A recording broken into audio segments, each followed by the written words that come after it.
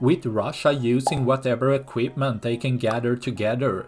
They've been seen to use non-armored trucks, vans or cars as transportation vehicles for troops.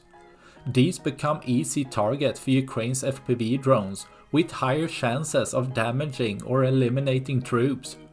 Here a Russian soldier was filming when a drone struck the vehicle, taken completely off guard. They were lucky the strike and warhead had limited effect, with mostly doing shrapnel damage to the soldiers and vehicle, but showing the poor protection and awareness of the danger swarming above.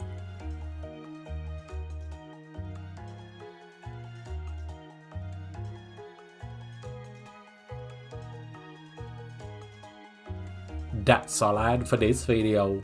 Please like and subscribe for more. Thanks for watching. Bye.